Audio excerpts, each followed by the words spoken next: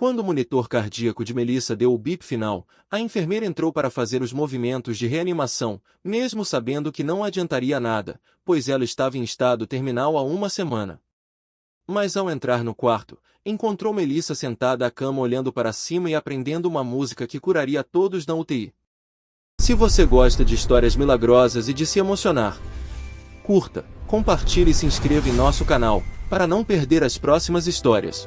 O monitor cardíaco de Melissa emitiu o bip final às 3h47 da madrugada. A linha verde que dançava na tela se tornou reta, horizontal, definitiva. O som contínuo e agudo cortou o silêncio da UTI pediátrica como uma sentença de morte que ninguém queria ouvir, mas todos esperavam. A enfermeira Cláudia, que estava de plantão há 12 horas, correu para o leito com o coração apertado. Conhecia Melissa há 8 meses, desde que a menina de 7 anos havia sido internada com o diagnóstico que nenhum pai deveria ouvir, leucemia linfoblástica aguda, a forma mais agressiva que os médicos daquela UTI já haviam visto. Cláudia preparou-se para iniciar os procedimentos de reanimação, mesmo sabendo que eram inúteis. Melissa estava em estágio terminal há uma semana, com os órgãos falhando um a um, o corpo pequeno e frágil consumido por uma doença que não respeitava inocência nem idade. Os pais haviam sido avisados naquela tarde, 2 dias, talvez menos. Preparem-se para se despedir. Mas quando Cláudia chegou ao leito, algo a fez parar. Melissa estava sentada na cama. Não deitada, não inconsciente, não morta como o monitor sugeria. Sentada, com os olhos bem abertos, olhando para algum lugar que Cláudia não conseguia ver. E estava sorrindo. Um sorriso tão puro, tão luminoso, que parecia iluminar o quarto escuro da UTI. Melissa, a voz de Cláudia saiu como um sussurro estrangulado. Melissa, querida, você está bem? A menina não respondeu imediatamente. Seus olhos continuavam fixos em algum ponto acima da cama, como se observasse algo maravilhoso que só ela podia ver. Quando finalmente falou, sua voz não era a voz fraca e rouca dos últimos dias. Era clara, melodiosa, cheia de uma força que não deveria existir em um corpo tão doente. Eles estão me ensinando uma música, tia Cláudia. Os anjos. Eles querem que eu cante para todo mundo ouvir. Cláudia sentiu um arrepio percorrer sua espinha. Olhou para o monitor, que ainda mostrava a linha reta impossível, depois para Melissa, que claramente estava viva e mais desperta do que estivera em semanas. Nada fazia sentido. Que anjos, meu amor? Que música! Melissa finalmente baixou os olhos e olhou para a enfermeira. Havia algo diferente naqueles olhos castanhos que Cláudia conhecia tão bem. Uma profundidade, uma sabedoria, algo antigo e ao mesmo tempo eternamente jovem. A música que vai curar todo mundo, disse a menina simplesmente. Eles disseram que chegou a hora. E então Melissa começou a cantar. 8 meses antes, a vida de Melissa era como a de qualquer criança de 7 anos. Ela morava em uma casa pequena mais aconchegante em um bairro de classe média de Belo Horizonte, com seus pais, Carlos e Fernanda, e seu irmão mais velho, Lucas, de 12 anos. Adorava desenhar, brincar de boneca, e tinha uma coleção de livros de contos de fadas que conhecia de cor. Sua paixão maior, porém, era a música. Desde antes de aprender a falar, Melissa cantava. Cantava enquanto brincava, cantava enquanto comia, cantava enquanto dormia. Sua mãe dizia que ela havia nascido com uma melodia na alma, que música era sua primeira linguagem. Aos 5 anos, começou a ter aulas de piano. Aos 6, já compunha pequenas canções que faziam os adultos pararem para ouvir. Ela tem um dom, disse a professora de música certa vez para Fernanda. Eu nunca vi uma criança com essa sensibilidade. É como se ela ouvisse harmonias que o resto de nós não consegue perceber. Fernanda sorriu com orgulho de mãe, sem saber que em poucos meses aquelas palavras ganhariam um significado muito mais profundo. Os primeiros sintomas apareceram em março. Cansaço excessivo, febres inexplicáveis, hematomas que surgiam do nada. Fernanda, que era enfermeira, reconheceu os sinais antes mesmo dos exames confirmarem. Quando o diagnóstico veio, ela não chorou. Não na frente de Melissa. Guardou as lágrimas para o chuveiro, para as noites insones, para os momentos em que podia desmoronar longe dos olhos da filha. Carlos, que trabalhava como eletricista, reagiu de forma diferente. Ficou em silêncio por 3 dias, incapaz de processar, incapaz de aceitar. Quando finalmente falou, foi para fazer uma promessa. Nós vamos lutar. Vamos fazer tudo o que for possível. Ela vai vencer isso. O tratamento começou imediatamente. Quimioterapia agressiva, internações frequentes, um arsenal de medicamentos que transformaram a menina alegre e cheia de energia em uma sombra pálida de si mesma. Melissa perdeu o cabelo, perdeu peso, perdeu a força de sair da cama. Mas nunca perdeu a música. Mesmo nos piores dias, quando a náusea era tão forte que não conseguia comer, quando a dor era tão intensa que mal conseguia falar, Melissa cantarolava. Melodias suaves, quase sussurradas, que pareciam trazer conforto não apenas para ela, mas para todos ao redor. De onde vem essa música, filha? Perguntou Carlos uma noite, sentado ao lado da cama dela no hospital. Melissa sorriu, um sorriso fraco mas genuíno. Eu não sei, papai. Ela só vem. Às vezes eu fecho os olhos e ouço coisas bonitas, e aí eu tento cantar igual. Que coisas bonitas! Vozes. Muitas vozes cantando juntas. É o som mais lindo do mundo, papai. Um dia eu quero cantar assim. Carlos beijou a testa da filha e não disse nada. O que poderia dizer? Que as vozes eram imaginação. Que a música era apenas uma forma de escapar da realidade terrível que enfrentavam. Ele não sabia mais o que era real e o que não era. Só sabia que sua filha estava morrendo, e que não havia nada que ele pudesse fazer para impedir. A UTI pediátrica do Hospital das Clínicas de Belo Horizonte era conhecida internamente como UTI 7. O número não tinha nada de especial, era apenas uma designação administrativa, mas os funcionários mais antigos diziam que havia algo diferente naquela unidade. Mais milagres aconteciam ali do que em qualquer outro lugar do hospital. Mais crianças sobreviviam contra todas as probabilidades. Era como se o próprio ar daquele andar tivesse uma qualidade especial, uma energia que desafiava a medicina convencional. Naquela noite de novembro, a UTI 7 estava lotada. 12 leitos, 12 crianças lutando pela vida, 12 famílias rezando por milagres. No leito 1 estava Gabriel, 9 anos, vítima de um acidente de carro que havia deixado seu cérebro inchado e seus pais sem esperança. Os médicos haviam dito que, mesmo se sobrevivesse, provavelmente nunca mais acordaria.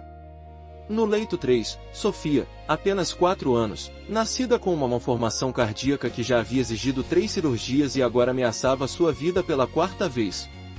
No leito 5, os gêmeos Pedro e Paulo, prematuros extremos que haviam nascido com menos de 1 quilo cada, lutando para desenvolver pulmões que se recusavam a funcionar adequadamente. No leito 8, Henrique, 11 anos, com um tumor cerebral que havia sido declarado inoperável, aguardando o fim com uma coragem que partia o coração de todos que o conheciam. E no leito 12, a última cama da fileira, estava Melissa. A menina que cantava. A menina que estava morrendo. Os pais de Melissa haviam passado o dia ao lado dela, segurando suas mãos, cantando as canções que ela amava, contando histórias de quando ela era bebê. Às 10 da noite, os médicos gentilmente pediram que fossem para casa descansar. Nós ligamos se houver qualquer mudança, prometeu a doutora Amanda, a intensivista responsável pelo caso. Vocês precisam de algumas horas de sono. Melissa está estável por enquanto. Estável era um eufemismo para morrendo devagar. Todos sabiam disso. Mas Carlos e Fernando estavam exaustos demais para discutir. Beijaram a filha, prometeram voltar na 1ª hora da manhã, e foram embora com os corações em pedaços. Melissa ficou sozinha. Ou pelo menos era o que todos pensavam. Às 2 da manhã, Melissa acordou. Não foi um despertar normal, confuso e lento. Foi instantâneo, como se alguém tivesse ligado um interruptor. Um momento estava dormindo, no momento seguinte estava completamente desperta, os olhos bem abertos, o coração batendo com uma força que não sentia há meses. O quarto da UTI estava escuro, iluminado apenas pelos monitores e pelas luzes de emergência do corredor. Mas Melissa via algo mais. Algo que não deveria estar ali. Luz. Uma luz suave, dourada, que não vinha de nenhuma fonte visível. Ela preenchia o quarto gradualmente, como o amanhecer preenchendo um vale, revelando formas que Melissa não conseguia identificar completamente.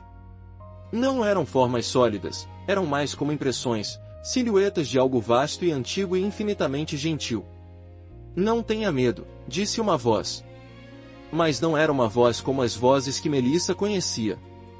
Era mais como música, como se as palavras fossem cantadas em vez de faladas, cada sílaba uma nota em uma melodia impossível.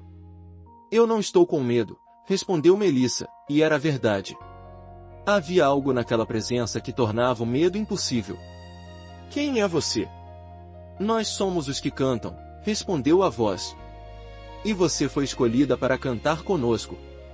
Melissa sentou-se na cama, ignorando os tubos e fios conectados a seu corpo.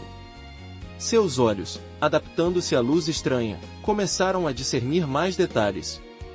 Havia figuras ali, figuras que brilhavam como se fossem feitas de aurora boreal. Ela não conseguia contar quantas eram, pareciam ser poucas e infinitas ao mesmo tempo, como se ocupassem um espaço que não seguia as regras normais. Cantar o quê? A canção que cura. A canção que abre portas. A canção que lembra aos homens que eles não estão sozinhos. Melissa pensou nos outros pacientes da UTI. Nas crianças que havia conhecido nos corredores do hospital, algumas que haviam ficado boas e ido embora, outras que haviam sido levadas em maçãs cobertas por lençóis brancos. Pensou em Gabriel, que nunca mais havia aberto os olhos. Em Sofia, que tinha medo de dormir porque achava que não ia acordar. Nos gêmeos que eram tão pequenos que cabiam nas mãos de uma pessoa. Vocês podem curar todo mundo? Perguntou ela. A voz musical hesitou, e Melissa sentiu algo que era quase tristeza, mas não exatamente. Era mais como saudade, como a consciência de uma distância que não podia ser completamente atravessada. Nós não curamos. Nós cantamos. A cura vem de um lugar ainda mais alto. Mas a canção abre o caminho. E esta noite, você será nossa voz neste mundo. Eu? Mas eu estou doente. Eu mal consigo falar. Você sempre cantou, Melissa. Desde antes de nascer, você ouvia as melodias do céu. Achava que eram sonhos, imaginação, mas eram memórias. Memórias de um lugar que você esqueceu quando veio para cá. Esta noite, você vai lembrar. E quando lembrar, vai cantar. E quando cantar, milagres acontecerão. Melissa sentiu algo mudar dentro dela. Era como se uma porta que estivera fechada toda a sua vida de repente se abrisse, revelando um cômodo cheio de luz e música que sempre estivera ali, esperando para ser descoberto. Melodias que ela havia ouvido em sonhos, harmonias que sentia mas não conseguia expressar, tudo se tornou claro, acessível, seu. Eu lembro, sussurrou ela, e lágrimas de alegria escorreram por seu rosto. Eu lembro da música. Então cante, filha do céu. Cante e não tenha medo. Nós estaremos cantando com você.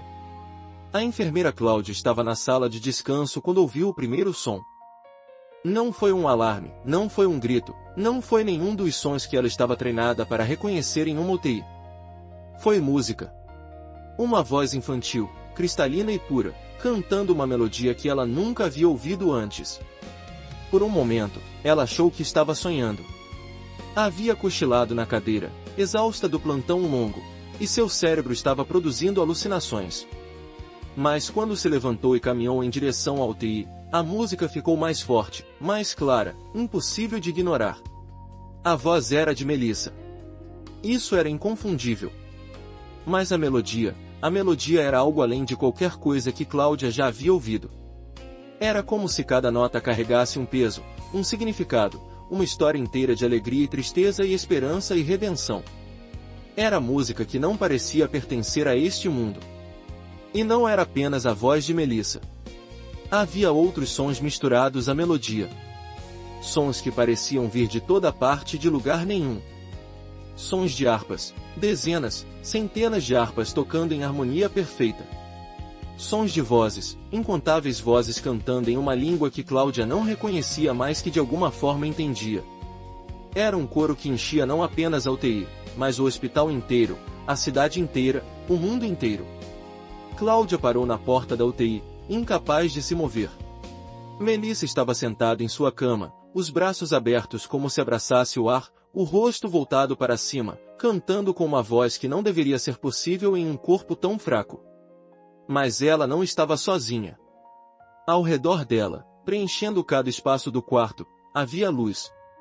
Uma luz dourada, pulsante, viva, que parecia dançar no ritmo da música. E a luz estava se espalhando. Cláudia viu quando a primeira onda de luminosidade alcançou o leito de Gabriel, o menino do acidente. A luz envolveu seu corpo como um cobertor, pulsando suavemente, como um coração batendo. Os monitores ao redor dele, que há semanas mostravam apenas a atividade mínima de um cérebro danificado, de repente começaram a mudar. Os números subiam, os gráficos se normalizavam, a linha que representava sua atividade cerebral passava de quase plana para ondas vigorosas de vida. Gabriel abriu os olhos. Cláudia levou a mão à boca, sufocando um grito. Em 9 anos de enfermagem, ela nunca havia visto nada assim. Médicos haviam dito que Gabriel provavelmente nunca mais acordaria, que o dano cerebral era extenso demais. E agora ele estava ali, piscando, olhando ao redor com confusão, mas claramente, inequivocamente desperto. A luz continuou se espalhando. Alcançou Sofia, a menina do coração defeituoso. A pequena estava conectada a máquinas que monitoravam cada batida de seu coração problemático, cada esforço que o órgão mal formado fazia para manter seu corpo vivo. Quando a luz a tocou, Sofia suspirou profundamente, como alguém que finalmente consegue respirar depois de muito tempo debaixo d'água. Os monitores cardíacos, que normalmente mostravam um ritmo irregular e preocupante, subitamente exibiram batidas fortes, regulares, perfeitas. Alcançou os gêmeos Pedro e Paulo, os prematuros que lutavam para respirar. A luz os envolveu como um útero de ouro, aquecendo-os, protegendo-os. Os ventiladores que os mantinham vivos começaram a apitar, não em alarme, mas em confusão. Os bebês estavam respirando sozinhos. Pela primeira vez desde que nasceram, seus pulmões estavam funcionando como deveriam.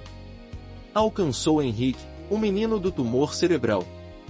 Ele estava acordado, olhando para a luz com olhos arregalados de espanto. Quando ela o tocou, ele levou a mão à cabeça, ao lugar onde o tumor pressionava seu cérebro, causando dores terríveis há meses. A expressão em seu rosto mudou de dor constante para algo que Cláudia só podia descrever como paz. E a música continuava. Melissa cantava palavras que não eram de nenhuma língua que Cláudia conhecesse, mas que de alguma forma faziam sentido. Eram palavras de amor, de cura, de promessas cumpridas. E junto com sua voz, o coro invisível cantava em harmonias que pareciam conter todas as músicas já escritas e todas as que ainda seriam compostas. Outros funcionários começaram a chegar, atraídos pelo som impossível. Médicos, enfermeiros, técnicos, seguranças, todos pararam na entrada da UTI, incapazes de entrar, incapazes de desviar os olhos. Alguns choravam. Alguns rezavam. Alguns simplesmente ficavam ali, testemunhando algo que suas mentes racionais não conseguiam processar. A doutora Amanda, a intensivista, foi a primeira a conseguir se mover. Caminhou entre os leitos, verificando monitores, examinando pacientes, sua expressão passando de ceticismo para confusão para algo que se parecia com terror reverente.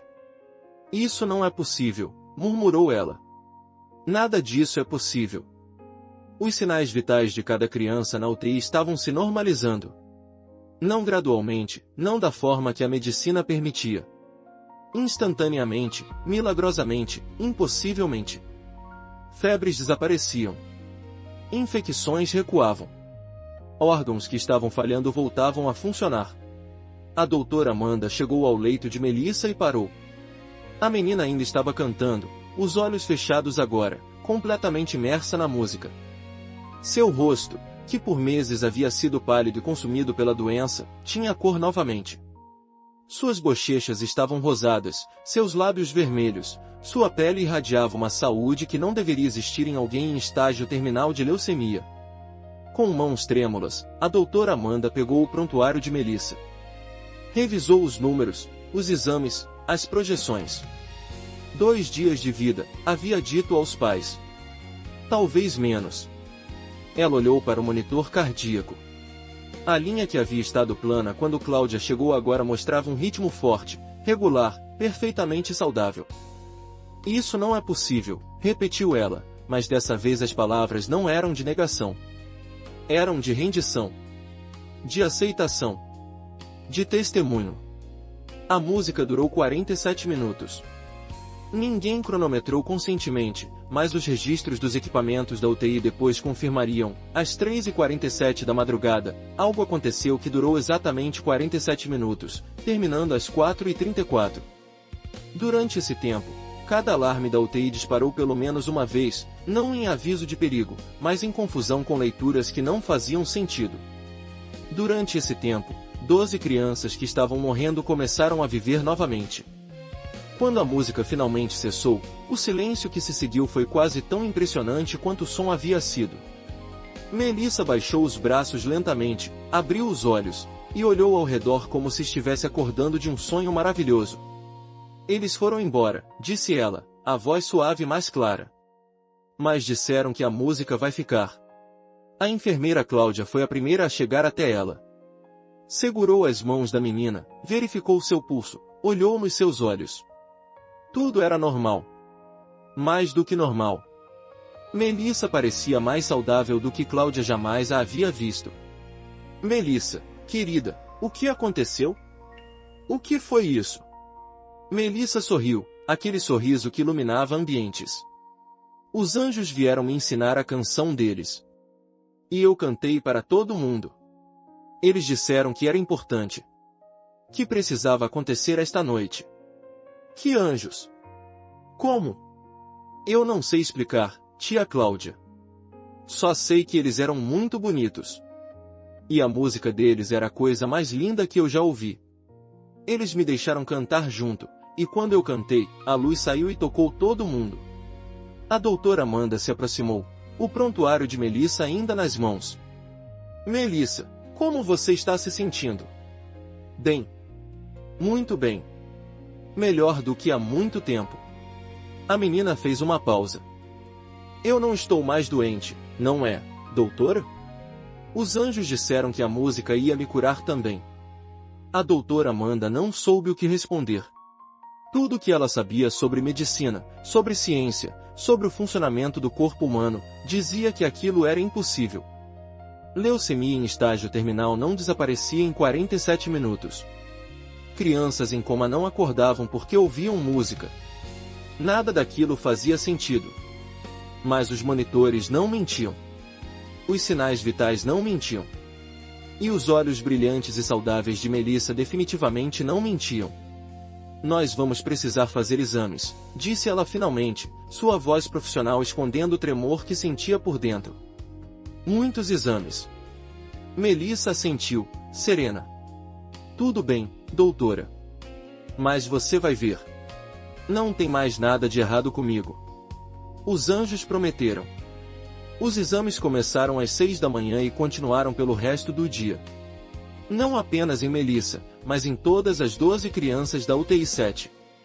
Cada uma delas foi submetida a uma bateria completa de testes, exames de sangue, ressonâncias magnéticas, tomografias, ecocardiogramas, tudo que a medicina moderna tinha a oferecer. Os resultados, quando começaram a chegar, causaram pânico no laboratório. O primeiro a ligar foi o hematologista responsável pelo caso de Melissa. Sua voz ao telefone era incrédula, quase acusatória. Vocês trocaram as amostras? Perguntou ele para a doutora Amanda. Porque o sangue que eu estou analisando não é de uma paciente com leucemia. Não há células cancerígenas. Nenhuma. A contagem sanguínea é completamente normal. Na verdade, é mais do que normal. É perfeita. Não houve troca de amostras, respondeu Amanda. Eu mesma colhi o sangue, eu mesma etiquetei. É de Melissa. Isso é impossível. Ontem à noite ela tinha uma contagem de blastos de 90%. Era uma das piores que eu já vi. Não existe tratamento no mundo que poderia limpar isso em algumas horas. Eu sei. Eu sei que é impossível. Mas é o que aconteceu. O silêncio do outro lado da linha durou quase 1 minuto. O que diabos aconteceu nessa UTI? Amanda pensou na música, na luz, nos monitores enlouquecendo, nas crianças acordando, nos sinais vitais se normalizando. Pensou na menina de 7 anos cantando uma melodia que parecia vir de outro mundo. Eu não sei, admitiu. Eu honestamente não sei. Os resultados dos outros pacientes foram igualmente inexplicáveis. Gabriel, o menino do acidente, não mostrava mais nenhum sinal de inchaço cerebral. A ressonância magnética revelou um cérebro completamente saudável, sem qualquer indicação de trauma. O neurologista que analisou as imagens pediu para repetir o exame 3 vezes, convencido de que havia erro no equipamento. Sofia, a menina do coração defeituoso, agora tinha um coração perfeito. A malformação que havia exigido 3 cirurgias e que os médicos diziam que eventualmente a mataria simplesmente não existia mais. O ecocardiograma mostrava um órgão saudável, funcionando exatamente como deveria. O cardiologista que a acompanhava desde o nascimento chorou quando viu as imagens. Os gêmeos Pedro e Paulo estavam respirando sozinhos, algo que os pneumologistas haviam dito que levaria meses para acontecer, se acontecesse. Seus pulmões, que eram pequenos e subdesenvolvidos, agora tinham o tamanho e a capacidade esperados para bebês nascidos a termo. E Henrique, o menino do tumor cerebral inoperável, não tinha mais tumor. A massa que havia sido claramente visível em todas as ressonâncias anteriores, a massa que estava matando lentamente, havia desaparecido. Não havia cicatriz, não havia indicação de que alguma vez estivera ali. Era como se nunca tivesse existido. 12 crianças. 12 diagnósticos terminais ou críticos. 12 curas instantâneas e inexplicáveis. A notícia se espalhou pelo hospital como fogo em palha seca. Carlos e Fernanda chegaram às 7 da manhã, preparados para o que achavam que seria mais um dia de vigília ao lado da filha moribunda. Quando a doutora Amanda os interceptou no corredor, os rostos deles se transformaram em máscaras de medo. O que aconteceu? Fernanda agarrou o braço da médica. Ela morreu? Minha filha morreu. Não, disse Amanda, e sua voz estava estranha, trêmula de uma forma que Fernanda nunca havia ouvido. Não, ela não morreu. Venham comigo. Vocês precisam ver. Eles caminharam até a UTI em silêncio, o coração de Fernanda batendo tão forte que ela achava que ia desmaiar. Quando entraram e viram Melissa sentada na cama, sorrindo, com cor nas bochechas e brilho nos olhos, Fernanda caiu de joelhos. Oi, mamãe. Oi, papai, disse Melissa, acenando como se fosse uma manhã qualquer, como se não estivesse morrendo há semanas. Adivinha? Os anjos vieram me visitar. Fernanda não conseguiu falar. Carlos foi até a cama e segurou o rosto da filha nas mãos, olhando nos olhos dela, procurando sinais de febre, de delírio, de qualquer coisa que explicasse o que estava vendo. Filha, como você está se sentindo? Estou ótima, papai. Melhor do que nunca. Eu cantei a música dos anjos e agora não estou mais doente. A doutora fez um monte de exames e vai ver que é verdade. Carlos olhou para Amanda, que assentiu lentamente. Os exames preliminares não mostram nenhum sinal de leucemia. Vamos precisar de mais testes para confirmar, mas eu não tenho explicação. Ontem à noite ela estava em estágio terminal. Esta manhã, ela parece completamente saudável. Fernanda, ainda de joelhos no chão, começou a chorar. Não eram lágrimas de tristeza desta vez. Eram lágrimas de algo que ela não ousava nomear, algo que parecia grande demais para ser verdade. Como? Sussurrou ela. Como isso é possível? Amanda balançou a cabeça. Eu não sei. Ninguém sabe. Esta noite, algo aconteceu nesta UTI que desafia tudo que a medicina conhece. Melissa cantou uma música, e as coisas mudaram. Não apenas para ela. Para todas as crianças aqui. Carlos olhou ao redor da UTI, vendo pela primeira vez os outros leitos. Em cada um deles, havia sinais de vida, de recuperação, de milagre. Crianças que deviam estar morrendo estavam acordadas, alertas, algumas até sorrindo. Todas elas, ele perguntou, incrédulo. Todas as crianças melhoraram? Todas. Cada uma delas. E todas ao mesmo tempo, durante a música que sua filha cantou. Melissa, ouvindo a conversa, interrompeu com a naturalidade de uma criança de 7 anos. Mamãe, não chora. Está tudo bem agora. Os anjos disseram que precisavam mostrar para as pessoas que o céu ainda se importa. Eles escolheram a gente para ser a prova. Nas semanas seguintes, o Hospital das Clínicas de Belo Horizonte se tornou o centro de uma tempestade que ninguém conseguia controlar. A notícia vazou apesar de todos os esforços para contê-la. Um funcionário contou para um parente, que contou para um jornalista, que publicou uma matéria que viralizou em questão de horas. 12 crianças curadas milagrosamente em UTI de Belo Horizonte, diziam as manchetes. Menina de 7 anos canta música angelical e cura todos os pacientes. Repórteres se acumulavam na porta do hospital. Religiosos de todas as denominações queriam conhecer Melissa. Cientistas ofereciam fortunas para estudar o fenômeno. Céticos publicavam artigos explicando por que tudo era fraude, exagero ou erro médico. Mas os exames não mentiam. Cada uma das 12 crianças foi submetida a avaliações extensivas por especialistas de todo o país. Os resultados eram sempre os mesmos. Condições que deviam ser fatais haviam desaparecido. Doenças terminais estavam em remissão completa. Danos que deviam ser permanentes não existiam mais. Melissa se tornou o centro das atenções, mas lidava com a fama com uma serenidade que surpreendia os adultos ao seu redor. Respondia às perguntas dos jornalistas com a honestidade simples de uma criança. Sim, os anjos tinham vindo. Sim, eles tinham ensinado a música. Sim, ela tinha cantado e todo mundo tinha ficado bom. Não, ela não sabia por que tinham escolhido ela. Talvez porque ela sempre tivesse gostado de cantar.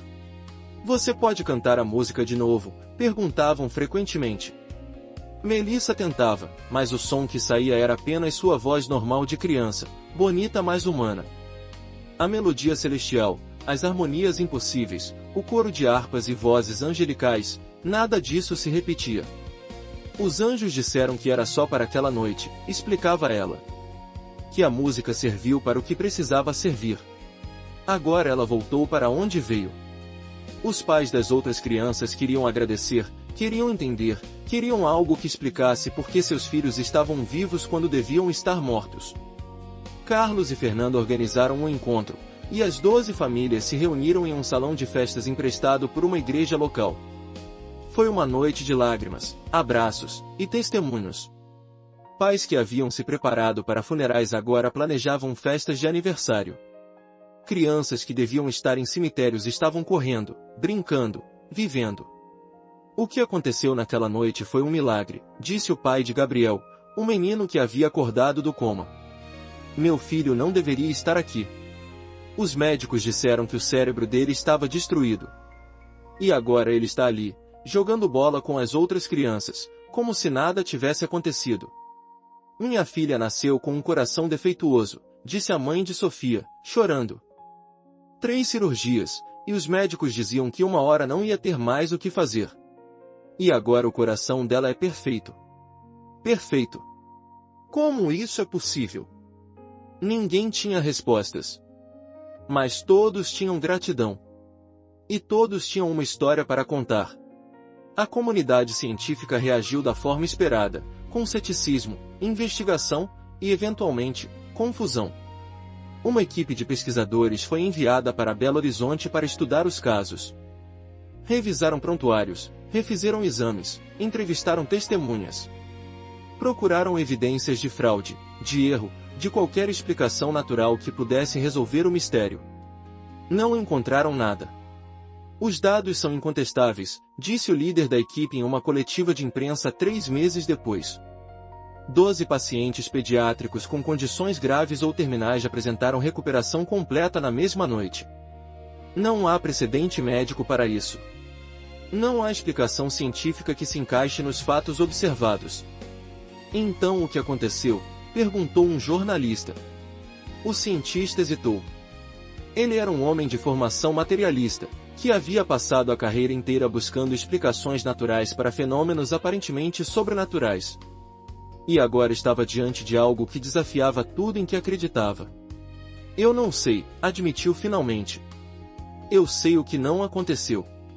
Não foi erro de diagnóstico, porque os casos foram verificados por múltiplos especialistas. Não foi remissão espontânea, porque isso não acontece em 12 pacientes simultaneamente. Não foi fraude, porque os exames foram feitos em laboratórios diferentes por equipes diferentes. Eu sei o que os dados mostram: 12 crianças doentes se tornaram 12 crianças saudáveis em menos de uma hora. O que não sei é como. E a música? Perguntou o outro jornalista. A música que a menina supostamente cantou. Múltiplas testemunhas relatam ter ouvido música naquela noite. Música que descrevem como celestial, impossível, não deste mundo. Os equipamentos da UTI registraram anomalias sonoras durante o período em questão, mas os arquivos de áudio estão corrompidos de uma forma que nossos técnicos não conseguem explicar. É como se a música não pudesse ser gravada. Você está dizendo que foi um milagre? O cientista suspirou. Eu estou dizendo que não tenho outra palavra para descrever o que aconteceu. Melissa cresceu como qualquer outra criança. Os exames de acompanhamento, feitos regularmente durante anos, nunca mostraram qualquer sinal de retorno da leucemia. Ela frequentou a escola, fez amigos, aprendeu a andar de bicicleta, teve todas as experiências normais da infância que a doença quase havia roubado. A música continuou sendo sua paixão. Ela voltou às aulas de piano, aprendeu violão, entrou para o coral da escola. Sua voz era bonita, com certeza, mas era uma voz humana, normal, sem nada da qualidade sobrenatural que havia tido naquela única noite na UTI 7. Às vezes, em sonhos, ela ainda ouvia os anjos cantando.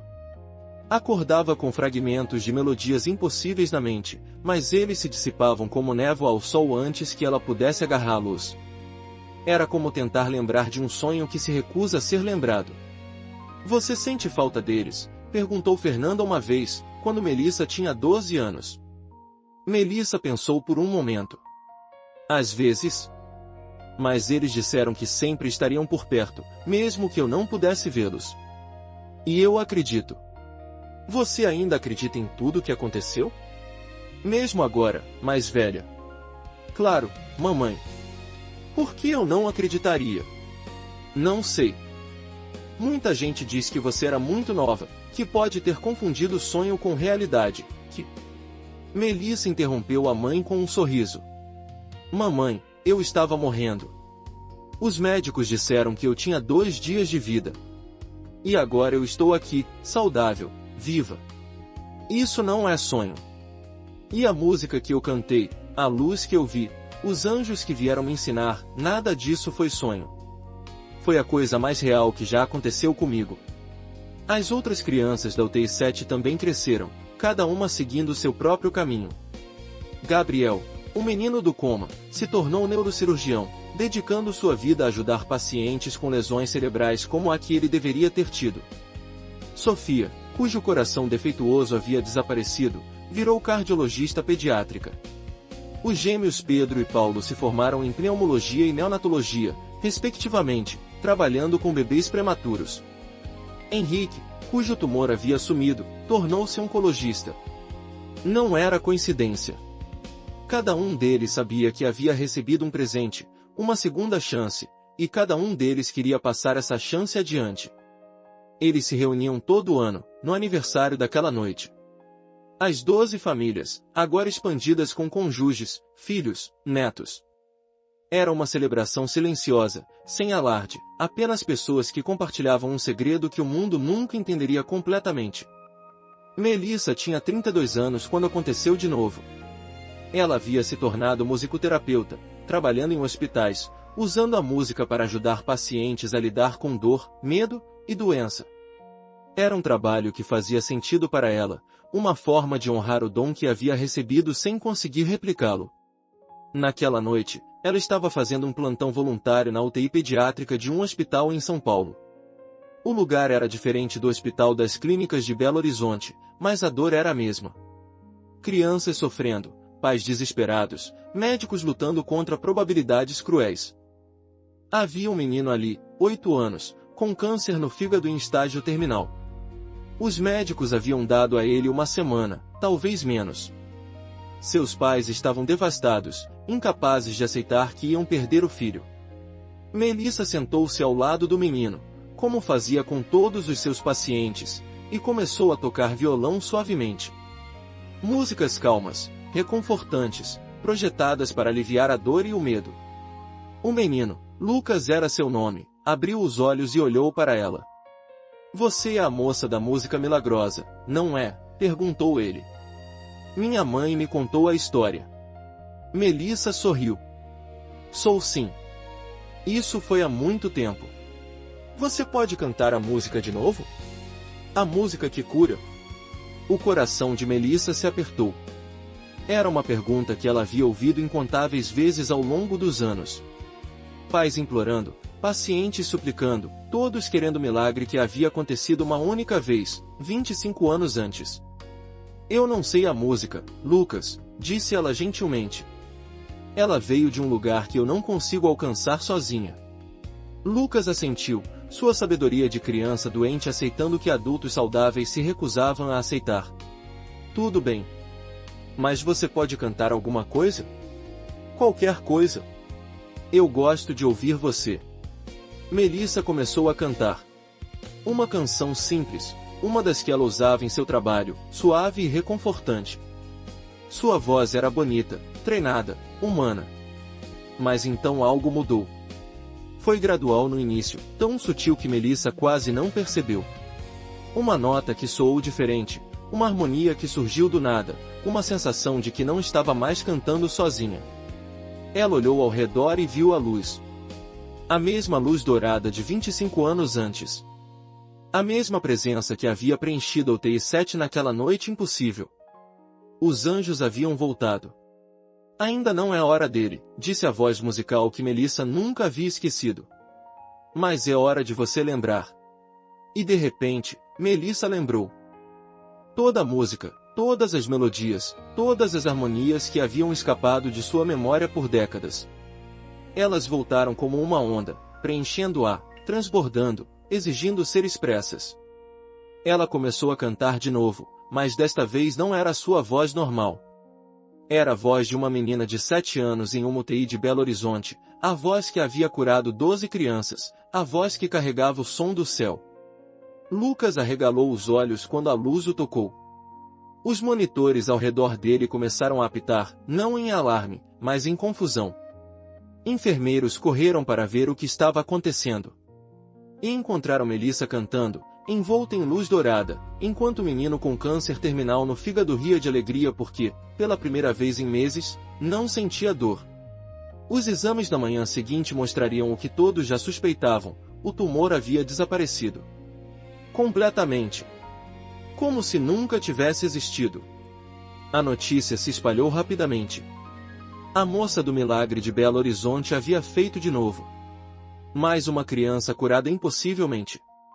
Mais um caso que a ciência não conseguia explicar. Mas desta vez foi diferente. Porque quando jornalistas encontraram Melissa, ela não estava mais cantando. Estava deitada em uma cama de hospital, fraca, pálida, exausta de uma forma que ia além do cansaço físico. "O que aconteceu?", perguntaram. "Os anjos voltaram", disse ela, a voz fraca mais serena. "Mas desta vez eles não vieram só me ensinar a música. Vieram me buscar também." Os médicos fizeram exames.